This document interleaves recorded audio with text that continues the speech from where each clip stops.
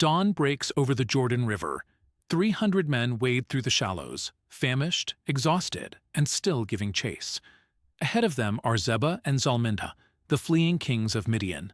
But before Gideon can finish the pursuit, the tribe of Ephraim steps into his path, furious. At the start of the war, Gideon summoned other tribes to fight, calling on Ephraim only at the end to hold the river fords. To them, this delay is a public disgrace. Gideon faces down their anger, but he doesn't match it.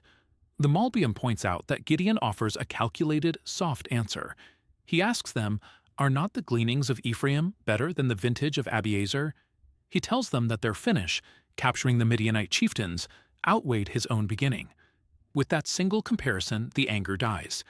Gideon secures the peace by setting aside his own pride, prioritizing the completion of the pursuit over his own status. Across the river, Gideon reaches the mud-brick town of Succoth. His men are starving. He asks the townspeople for bread to keep his army moving while they hunt the two kings. The leading men of the town refuse, and they add a taunt. "Is the palm of Zebah and Zalmunna already in your hand, that we should give bread to your army?" Gideon answers them plainly. When the two kings are captured, he will return and thresh their flesh with the thorns of the wilderness. He moves on to the town of Penuel and makes the same request. They also refuse, trusting in the safety of their stone tower. Gideon promises to tear that tower down.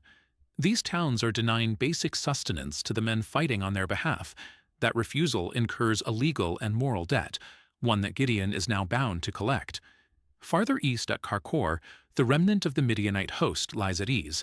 Gideon is still outnumbered. To win with only 300 men, he has to rely on the Tanach.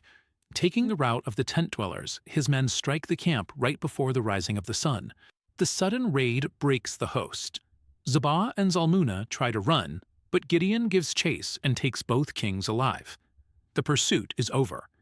But with the physical battle won, the burden immediately shifts from waging war to administering justice. Gideon marches back to Succoth. There, a young man writes out a list for him, the names of 77 leading men and elders of the town. The Malbim points out a specific legal detail in what happens next. Gideon leaves those 77 elders unharmed. Under the law, the elders had a valid defense.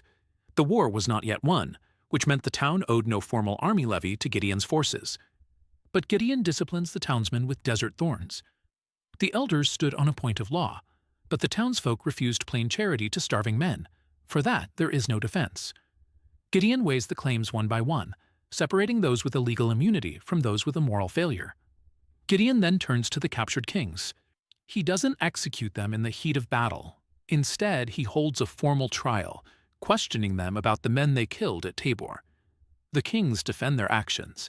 They claim the men they killed had the look of royalty, meaning they took them for rebels and executed them by their own law. But Gideon delivers the verdict. Those victims were his brothers, innocent blood. That makes Gideon the rightful redeemer of blood. He commands his young son Yeter to draw his sword and strike, but the boy is afraid. The kings challenge Gideon to do it himself, telling him that a man's strength matches his stature. Gideon rises. Gideon accepts the final act of the trial. Since the blood is his to redeem, the strike must be his to deliver. The physical battle is over, and the men of Israel step forward. They offer Gideon a permanent dynastic crown for him and his descendants as a reward for his salvation of the nation. "I will not rule over you, and my son will not rule over you. The Lord will rule over you." As the Malbim reads this moment, Gideon is answering both the political power they want to grant him and the credit they assign to his strength. Both, he insists, belong to God. This is Gideon's final and greatest victory, a refusal of personal glory that returns all authority to the divine. He refuses the bulk of the war spoil, requesting only golden earrings as a gift. From that gold, he crafts an ephod in his hometown of Ophrah, a priestly vest intended as a memorial ornament of the miracle, and it soon became a snare to Gideon and to his house. The Malbim tracks how this snare tightened. For 40 years, the land stays quiet. But once Gideon dies in his old age, Israel commits a double forgetting. They forget God for the Baals, and they show no kindness to the house of the man who saved them. The man who refused a crown was forgotten by a people who forgot God. The memorial waited in the dusk, already becoming something else.